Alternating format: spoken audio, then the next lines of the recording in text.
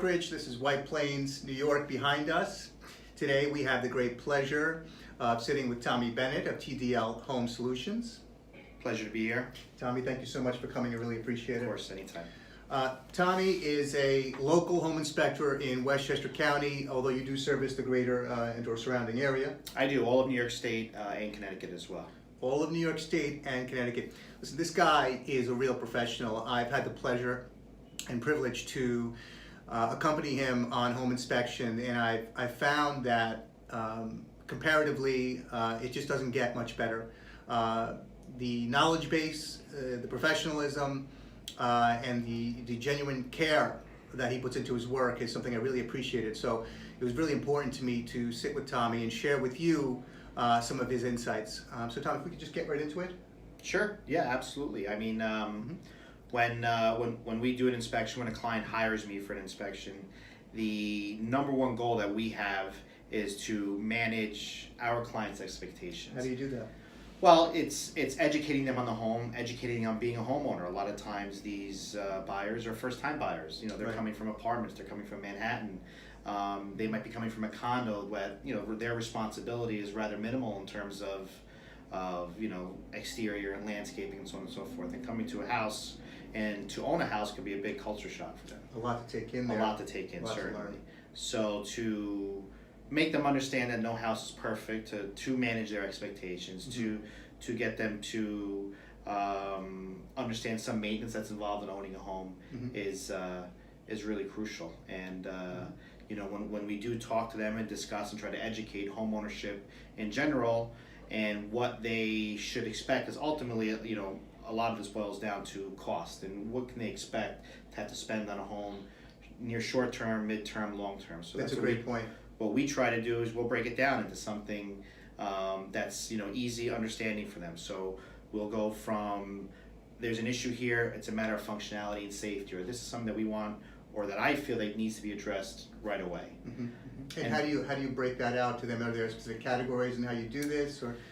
Yeah, I mean, I think it's understanding a home, understanding the mechanics of the home and the structure and what maintenance there's been. So, you know, we start out initially, and then from there might be you know, we go to a 3 to 5 year span. So if we're looking at the hot water heater, for example, and part of my inspection is identify the manufacturer date of the hot water heater when it was installed, and we say, let's say if it's 6 years old at this point, average life expectancy is on or about, you know, 10 years.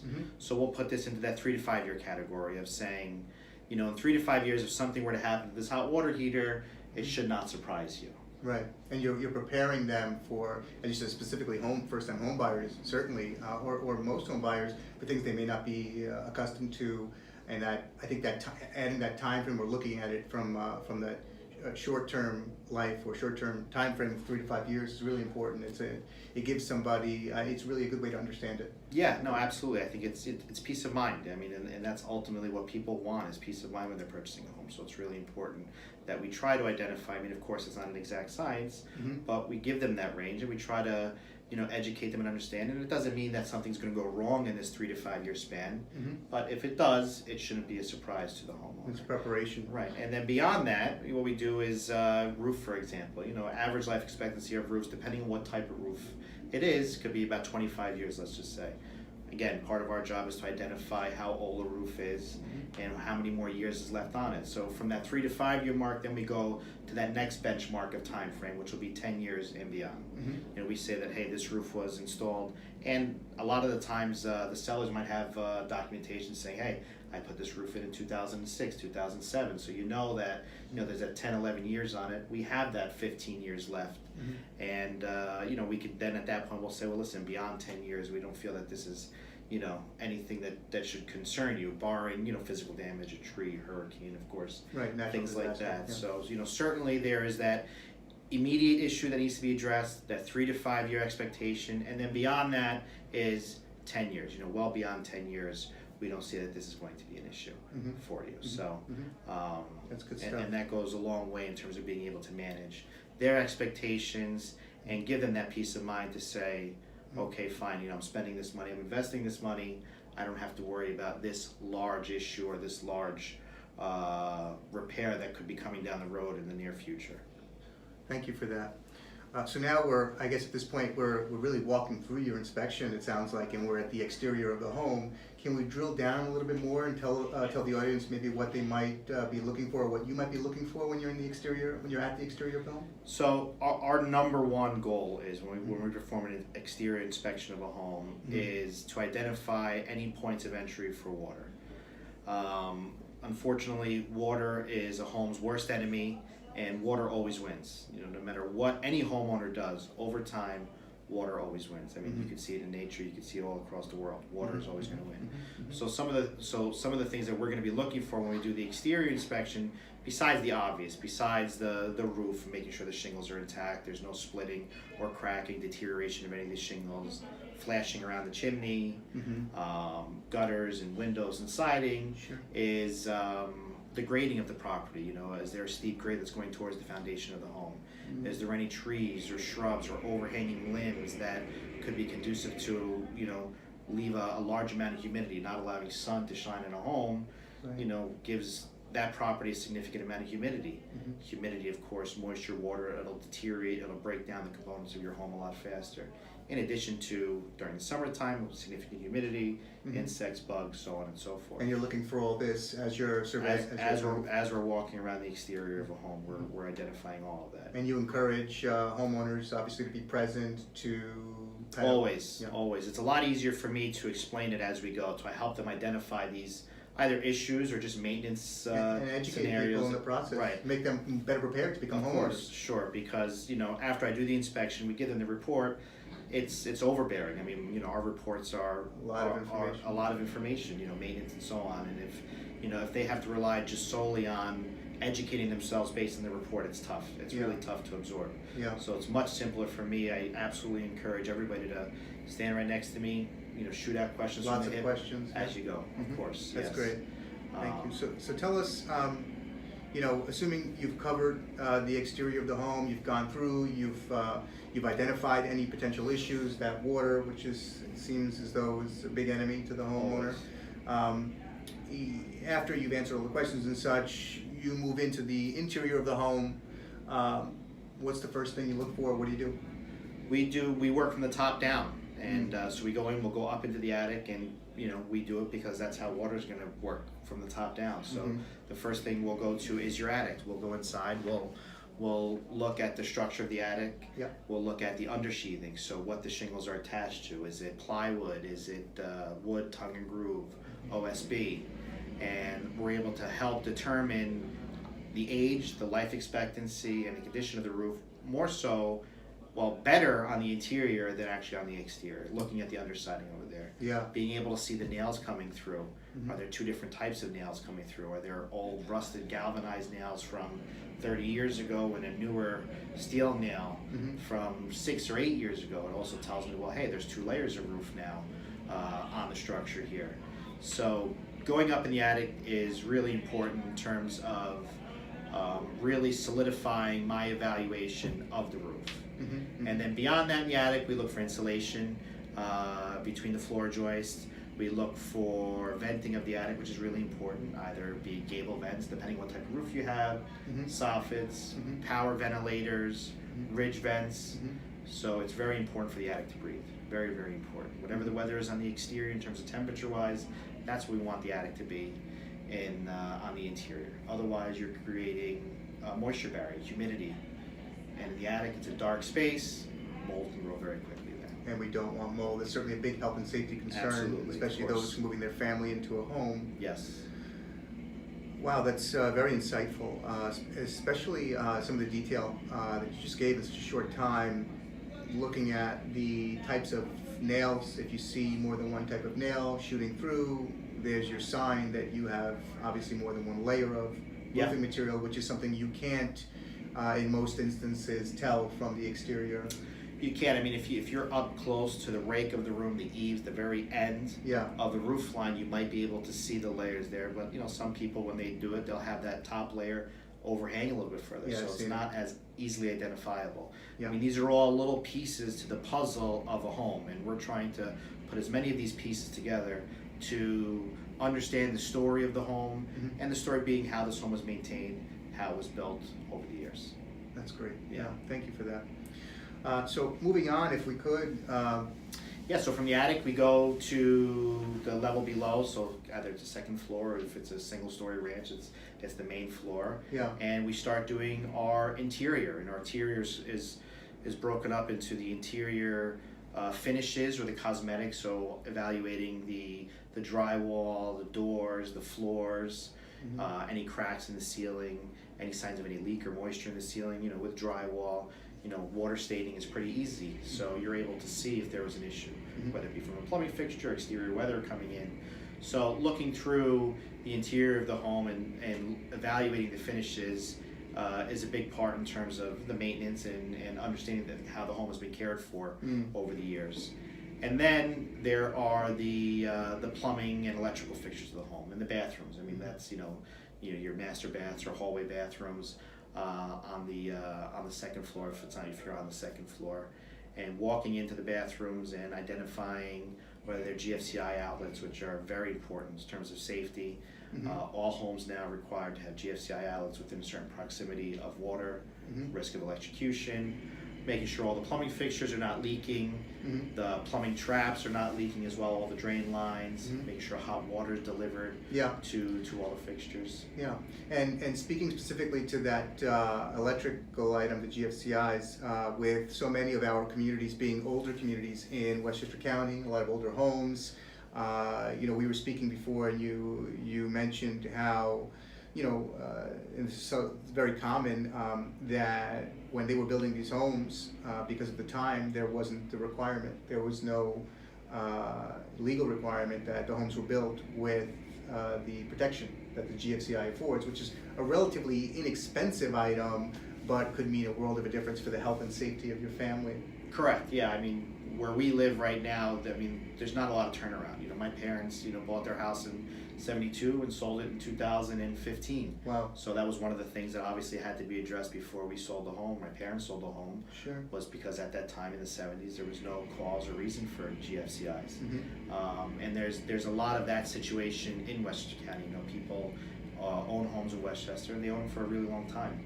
Not a lot of turnover, so you find that it's a very common thing. And like you said, it is not, to monetize it, it's not a significant expense.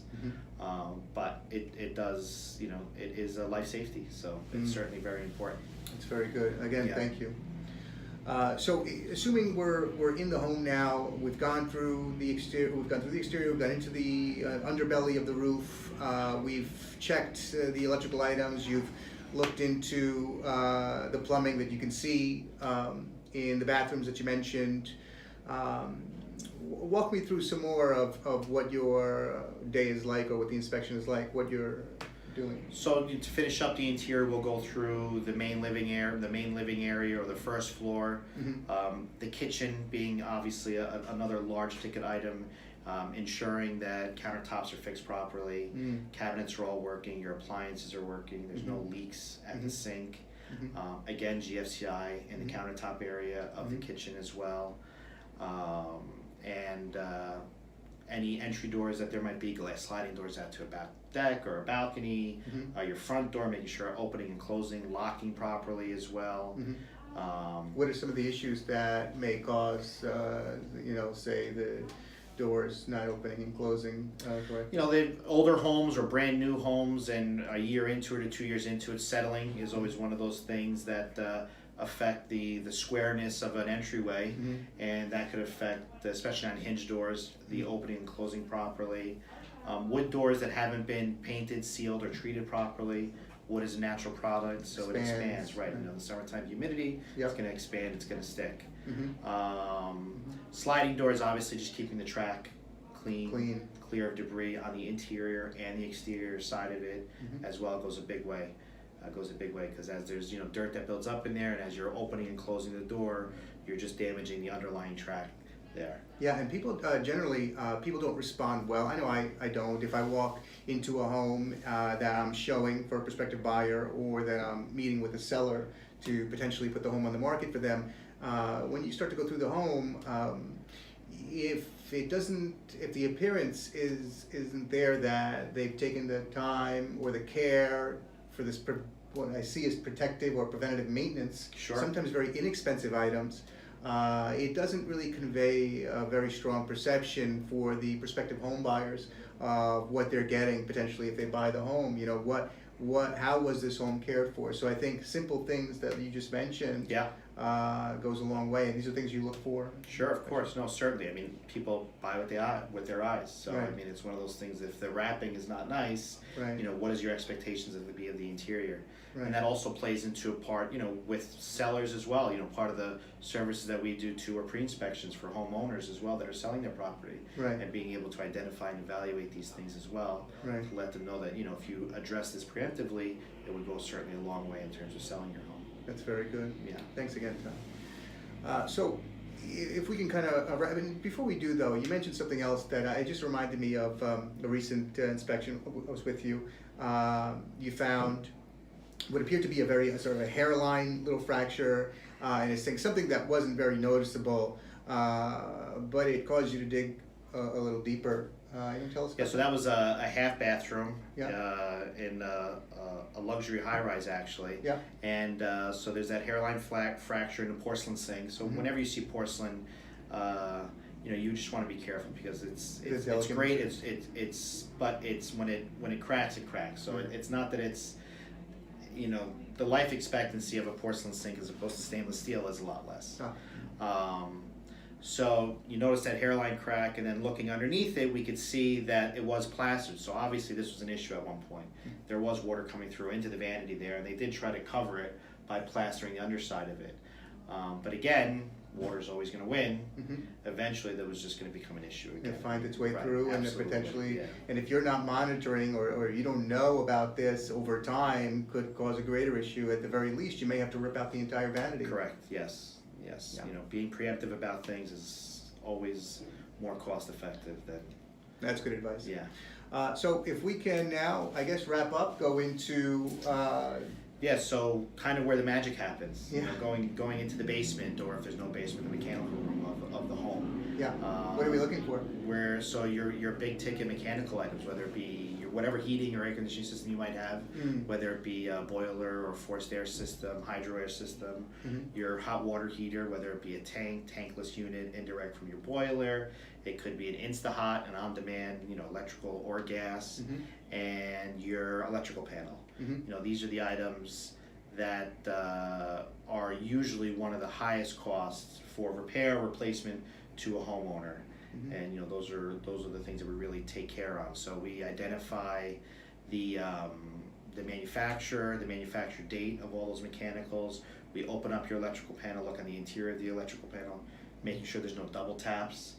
So a lot of the times, you know, in older homes, when people want to add a newer kitchen or they want to add an air conditioning system, the electrical panel was meant to handle an electrical load of 40 years ago. Right. And although nowadays, you know, appliances are much more energy efficient, you know, 40 years ago, air conditioning wasn't exactly a common thing.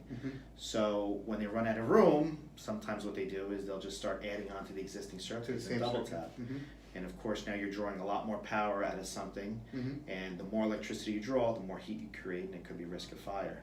So that's the biggest thing when it comes to electrical panels that we try to identify is if it's overloaded, if there's any double taps in there whatsoever. Yeah, that's not only a violation, you know, with the municipality, but it's or town or village, health and safety. That fire, 100%, absolutely. and potentially could be an issue for insurance if you were, you know, knowingly install this poor work into the home. So these are things that you're going to look for and protect, or at least advise prospective home buyers about, so that they go into their transaction with eyes open. eyes open. You know, that they're, you know, ideally no surprises. I mean, that's my goal, is to, if there's an issue when they're living in the house within, you know, when they first moved in 6 months or a year, it's because I told them about it, or we identified it together as a group, or That's you know, great. we understood that. So, you know, besides the electrical and the mechanicals, obviously the hot water heater, go back to water again, you know, the foundation of the home. Water. You know, so that's where, if water's entering in the home, that's where it's going to end up. It's in the foundation. So Yeah, and if you've got a finished basement and you've got a hot water heater tank in in say a closet or a section of the basement or such, and that thing goes over time or just by natural or by corrosion that you mentioned earlier, it could create a host of problems in the Absolutely, yeah. I mean, so whether it be water coming from the exterior from weather, or whether it be from a fixture on the interior that's leaking, you know, it'll always end up in the basement. So being able to walk downstairs into a basement and to be able to sense the humidity, to understand that the air quality there doesn't really seem all that right, as being one clue to saying, hey, there are issues here. Your cinder block or poured concrete wall, even natural stone wall, you know, that shows signs of some water or efflorescence coming through. You know, water will make its way through, so we have to make sure that we identify it, we understand where it's coming from, and the possible remediation of that water. That's really sound advice that you offer, and the work, again, just excellent work. If you want peace of mind, call Tommy Bennett at TDL Home Solutions. Thank you so much for watching. When you need a home inspection for peace of mind, call Tommy Bennett at TDL Home Solutions.